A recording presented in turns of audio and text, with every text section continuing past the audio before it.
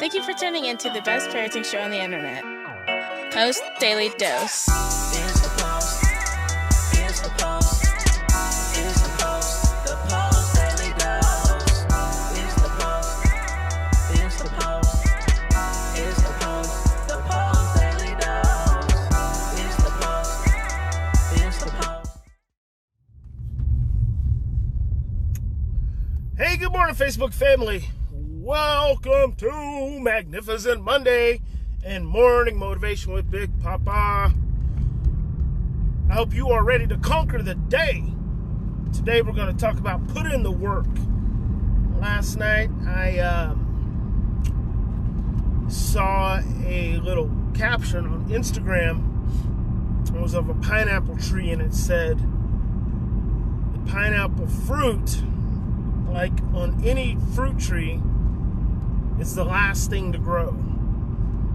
I thought that was really cool. So, it starts with a seed and then it grows over time, and it takes years for some fruit trees to bear fruit. So I thought, that's really cool. I like that analogy, that metaphor. And then it reminds me of when I was a kid, growing up in Mountain View, Oklahoma. We planted a pecan tree in our backyard. And by the time I had graduated from high school, it was a decent size, like medium size, small to medium sized tree. And I went back to Mountain View last year and drove down to the old house. And that tree is so freaking big. I mean, it's like, oh, wow. I mean, it's so big. And I just think about, you got to put in the work. There's just no other way around it. I mean, Monday morning comes around, and, by the time I do morning motivation, I've already been up for an hour and a half. My daughter sent me a text message this morning that she got up at 3:30 because she's got a lot of driving to do, transporting a little foster care baby. So just sending her good vibes and prayers for safe travels. But yeah, I've already been up for an hour and a half by the time I do morning motivation, so I'm already putting in work. And you got to be willing to put in the work depending on what it is you want. You want different results in your life. You want different results with your kids. You just have to put in the work. There's no other way around it, and there's no shortcuts. It doesn't matter what you do. I mean, there's just no magic formula other than you got to put in the time. And I think that's where focus and patience and perseverance comes in, because there are going to be some days when you don't want to put in the work, when you're just tired, you don't want to do it. And you know what? You don't always have to do it at 100%. Sometimes just showing up is good enough. It doesn't always have to be at maximum. If you're not feeling it, some days you're just not feeling it, but go make the effort, because just making the effort is actually reinforcing the repetition. It's reinforcing the pathway in your brain. And that's what we're creating for all new things, is we're creating new pathways in our brains, new neural circuitry in our brains. Anytime we want to accomplish something, doesn't matter what it is. Anytime you want to accomplish something, whether it's learning a new route to work, whether it's making a new recipe, whether it's relating to your children in some deeper level, making more money, whatever it may be, it requires the formation of new neural circuitry, which over time, if it's a big thing that you're wanting to do repeatedly all the time, it's like if you're training for a marathon, then you actually start forming a new pathway. Just the constant repetition, intense repetition. Jim Quick, who I've been studying more and more here recently, it's KWIK. He's a learning guru. He teaches us how to learn more effectively, more efficiently. And what I find really interesting is he talks about the 4 different learning states, and he says memory attached, emotion attached to experience is what forms memory. Emotion attached to experience is what forms memory. And so I think that's really cool, because I'm always talking about, emotional repetition, emotional impact and repetition is how we shift paradigms and change our brains. And so just thinking about that, emotion attached to experience is how we form memory. And he also talks about the different brain states for learning.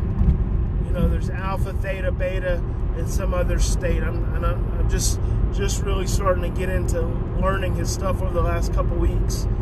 But how certain states of the brain, help you more effectively in what it is you're trying to accomplish. So actually, there's a state, can't remember right off the top of my head which one it is, but for maximum creativity, it's like when you're in the shower. There's something about that relaxed state that's best for creativity. So it's that equivalent state of getting in the shower. That's why you always have these great ideas when you're in the shower. And then if you want to learn, you need to be in a relaxed state. The other day, my friend of mine, we were talking about an idea, and she was like, well, get excited. And I was like, actually, getting excited is not the state you want to be in when you're trying to think through something. And so to me, it always goes back to breathing, right? Always goes back to keep focusing on your breathing, keep your thinking clear, keep your short-term memory available. I just love it when the stuff I study just all lines up. And it's been doing that for years now. It's like, once I kind of put the stress model together, everything else I studied after that just kind of all just became building on it. So it just reinforces it. It's just been reinforcing it over all these years. So thinking about your brain states and your breathing and putting in the work, you just got to put in the work. There's no other way around it. Just and love it. It's another thing I heard once is that you don't have to do, it's not about doing what you love. This is cool. It's not about doing what you love. It's learning to love what you do. Because once you learn to love what you do, then essentially you will attract that thing that you love doing the most. As soon as you learn to love what you do, regardless of what it is, you put your full focus and energy and passion into it, regardless of what it is, you will eventually attract into your life that thing, doing that thing that you really do love the most. So I thought that's really cool. So it's Monday, magical, marvelous Monday. I want you to go crush it today. Own the day. Own the day. My lesson inside the Lovevolution group this morning was on helplessness. Don't be helpless. Ugh, yuck. It's not good when adults are helpless, because if we're helpless, imagine how our children feel. No bueno, senores y señoras. Finally, I did last week. I thought they'd probably all be gone by now, but they're not. A special offer to my Lovevolution group. Bring Big Papa to your home, to your community. Did that for made 5 days available. So I still got 2 of those days available. So we're going to open that up to the Post+Institute family, the network. So if you're interested in that, just go to BigPapaPost.com, BigPapaPost.com. And all the information's on there. There's a little video on there you can watch. But if you're interested, take action fast, because these last 2 are not going to last, because it's such a... I discounted the days significantly to make it available. So, bam! There you go, baby. Let's rock and roll. Big Papa will see you in the morning. If I don't see you this evening at 6:30 on Post Daily Dose. I love you.